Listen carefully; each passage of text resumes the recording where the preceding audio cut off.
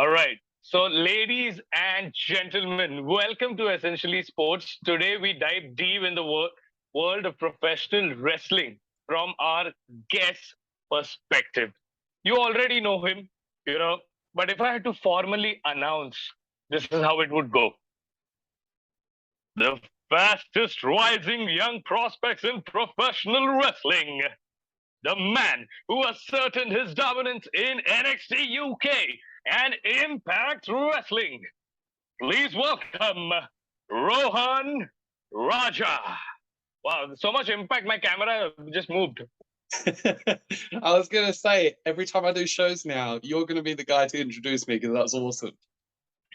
Thank you so much. Thank you so much. To be honest with you, I also do Hindi commentary for WWE. So, wow, okay. Yeah, so I always thought that, oh, someday I want, like I have a few guys from NXT UK. Familia is one of the, stables I wanted to call action. So I was like, can one time, these guys come to NXT so that I can do it in Hindi. But it's an honor talking to you one-on-one now. Thank you. I really appreciate it.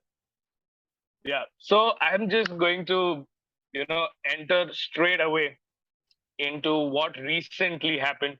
We all heard the news a few days ago that NXT UK is, shutting up shop, and NXT Europe is going to come soon. But it also included quite a lot of talent, including you, getting released. So, what was it like? Was it something, you got to know with the world as the press release came out, or you were informed?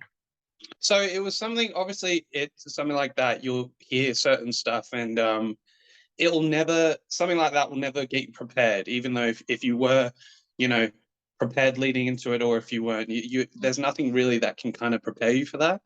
But that being said, we all were told before the press release happened. So the way WWE did it was very professional. They didn't do anything wrong in my books, how I look at it.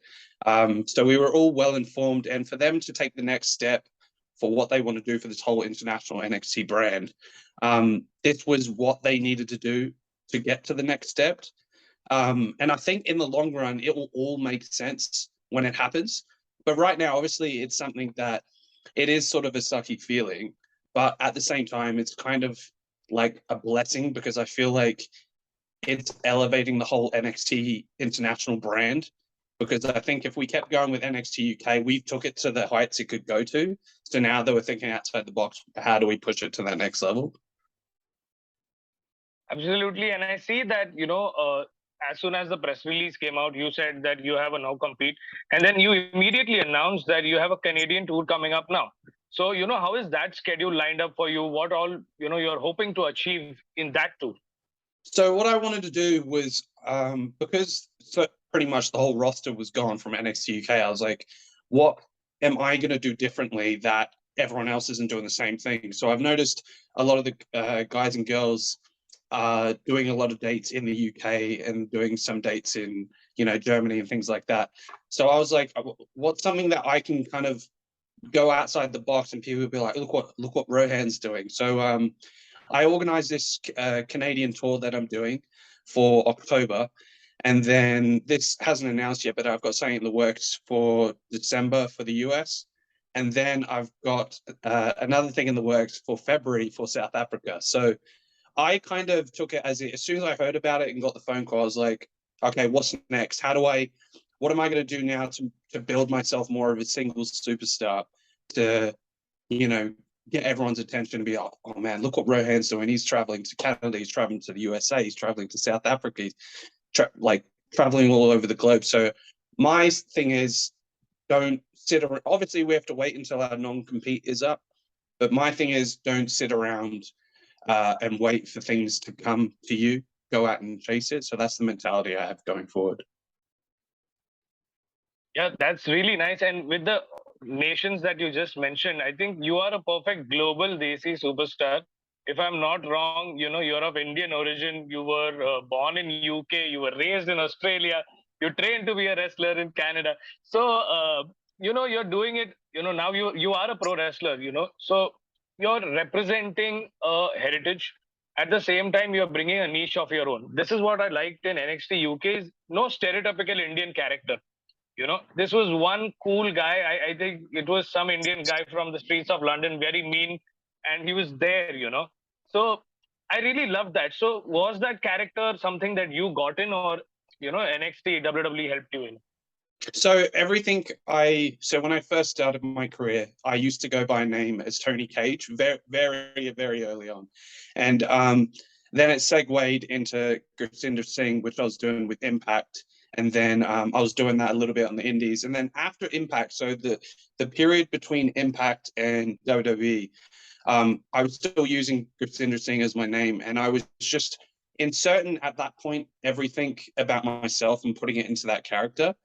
And then when I got to WWE, I was like, I had a lot of like kind of free range of what I wanted to do and everything. And I was like, I want to put everything together and more so highlight my personality, but while honoring where I've come from.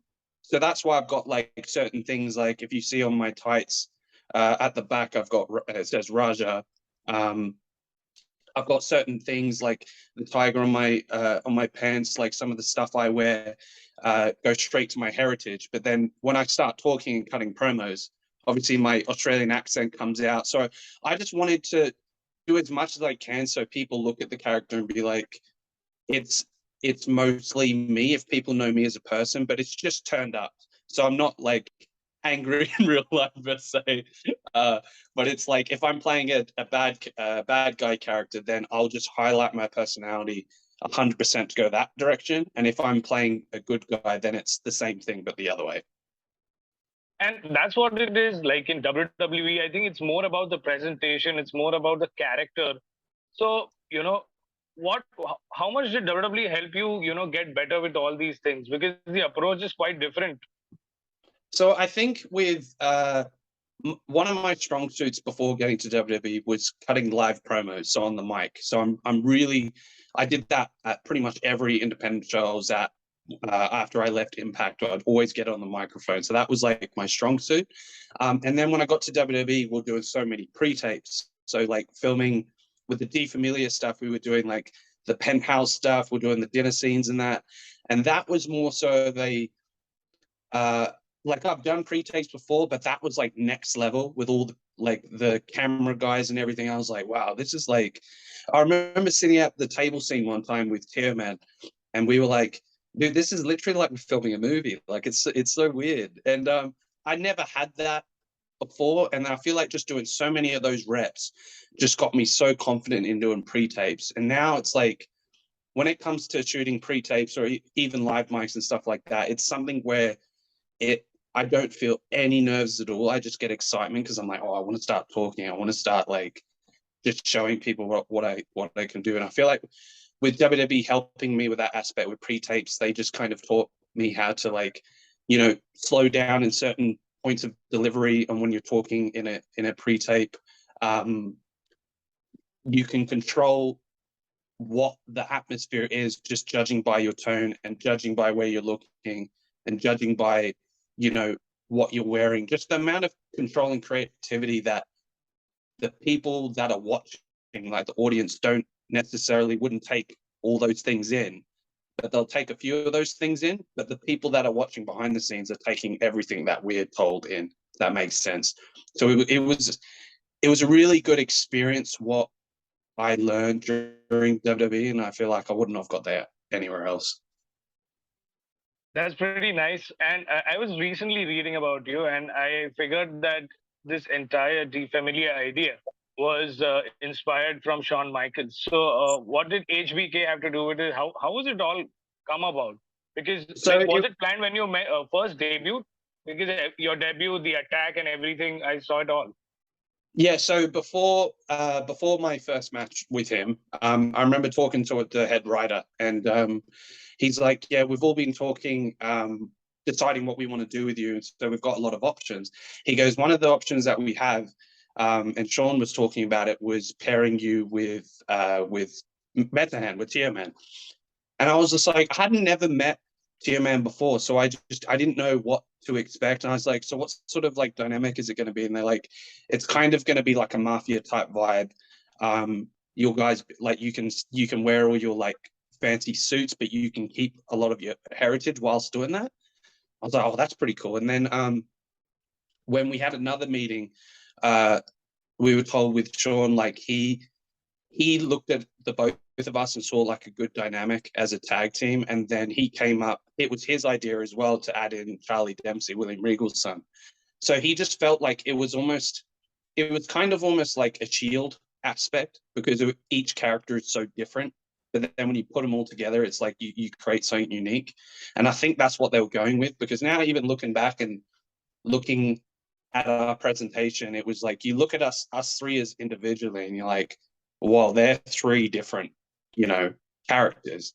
But it just worked. And I think that's the mastermind behind Shawn, because he has these ideas that at the time I was like, it sounded cool, but you're kind of unsure. But then the longer it went on, I was like, so that's what he was thinking the whole time.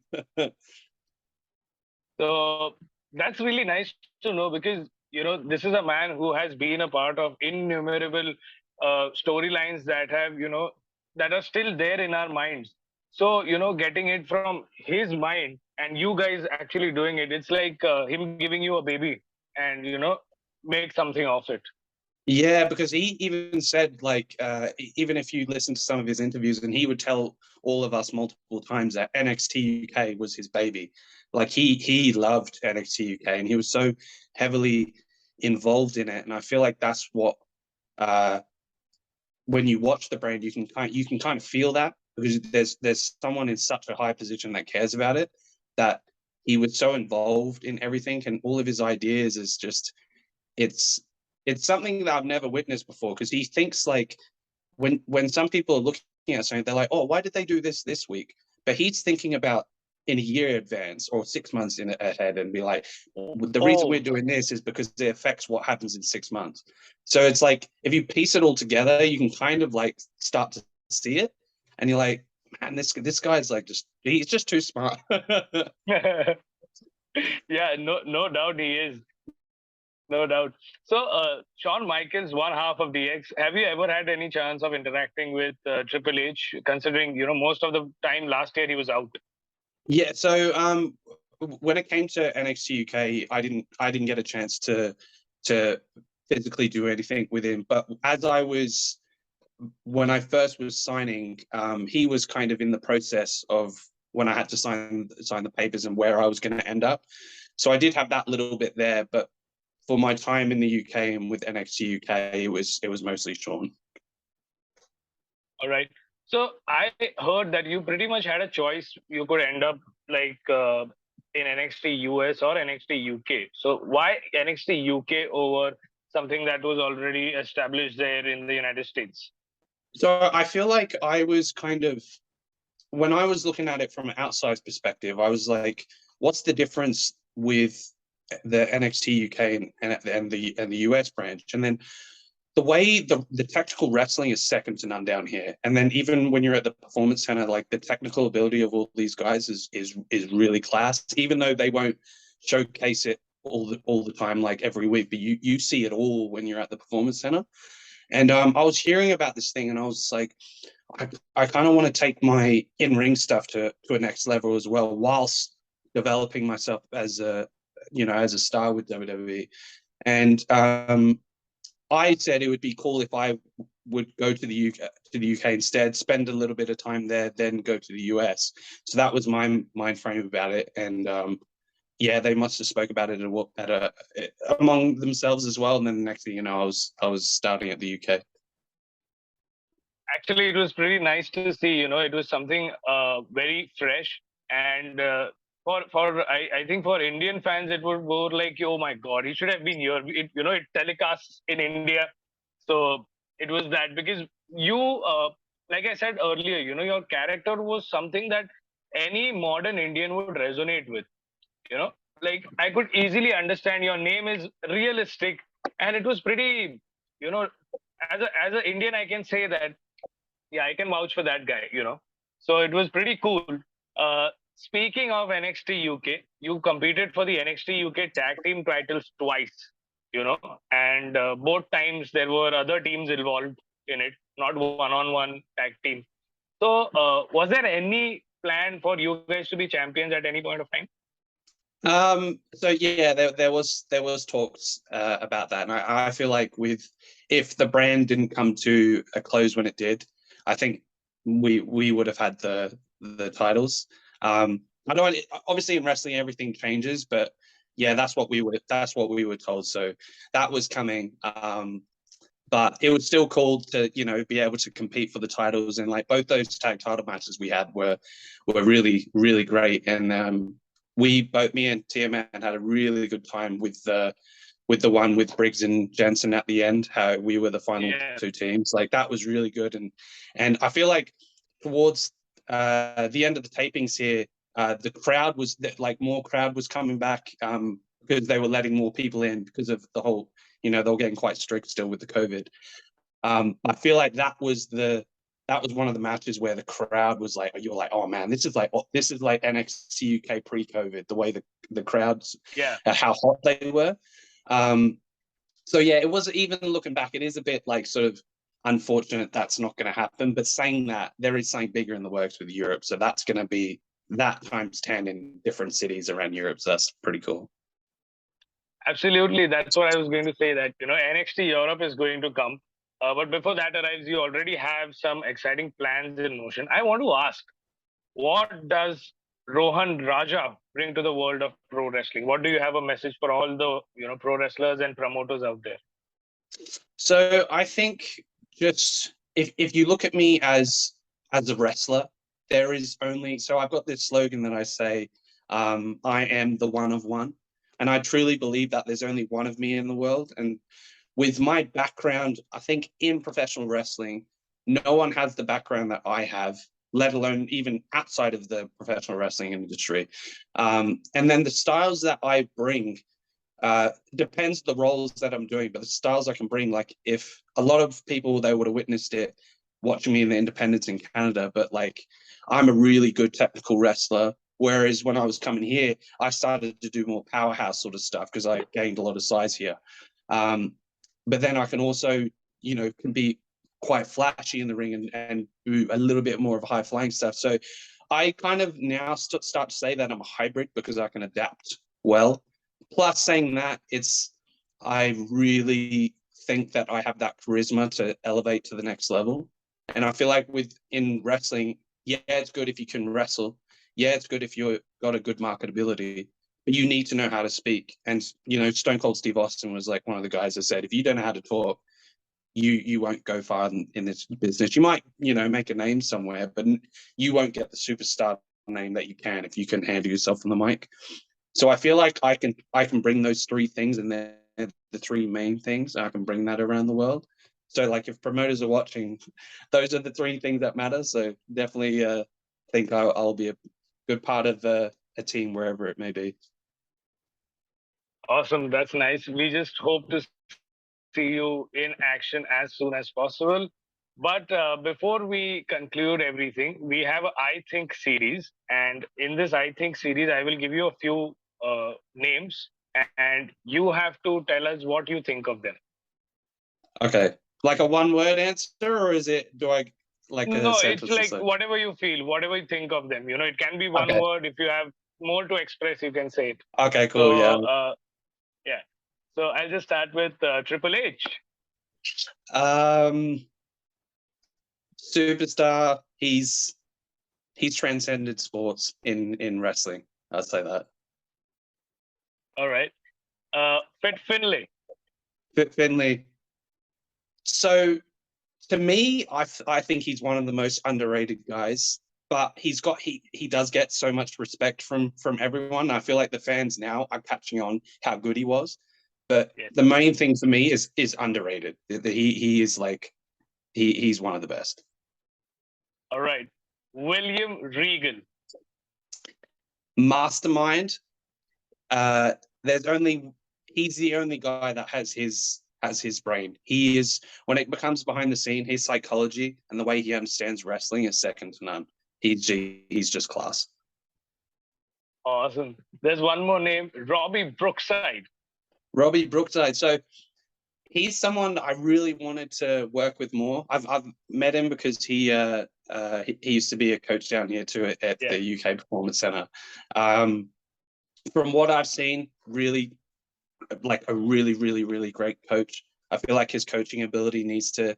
It would be good if WWE could highlight and do something like a behind the scenes of the coaches, because he would be one of the guys where he would be highly looked on. The only bad thing about him though, he's an Everton fan and I'm a Liverpool fan, so we have a bit of a clash there. Oh my God. I think, but all clashes aside, when you get in the ring, it's second to none. 100%. All right. Moving on to some big names, if I may. The man who is going to compete at Clash of the Castle, Drew McIntyre. He's one of the most nicest and humble guys you'll ever meet. So I've met him twice with Jinder, and I remember when we were training together in Toronto. So I was training with them, and so to me, he didn't like. We didn't know each other very well, but the way he was to me and the advice he gave me, like he didn't really need to do that. Like he just got off a flight, he was trying to train, and he was investing so much of himself in me. But he's such a humble guy, and he's a great worker. Awesome. Now, if I've asked about Drew McIntyre, I have to ask you about the one and only Roman Reigns. He's right now. I always say Randy Orton is still pound for pound the best. But with Randy Orton like just taking a little bit of a break, Roman's the best in all of professional wrestling right now. He's no one can touch him. He's at his peak. Absolutely. And this is coming from a guy who was all about family. So one guy coming from a family acknowledging the bloodline, it's pretty poetic. I'm acknowledging him. Nice. Okay, and I'm going to end with one big name, Brock Lesnar. Oh, man, he can make any guy look good. I'll say that. He can make any guy look good, and he can work with just about anyone and create a unique story. But I would say everyone knows how good he is, but he should be known for the guy that can work with anyone. Absolutely, and I think this new side of Brock Lesnar has allowed fans to see that there's more layers to the beast. He's actually a timid beast at heart. Well, that's the cool thing. I feel like the best thing with when you get like gimmicks for your characters and stuff, the best thing is being yourself. And with him doing all the cowboy stuff and all that, like that's him. He's just a country boy. And I feel like that's the stuff that resonates with the fans. Like if you can be yourself the most, and it's nice seeing him be able to do that, because that's really cool.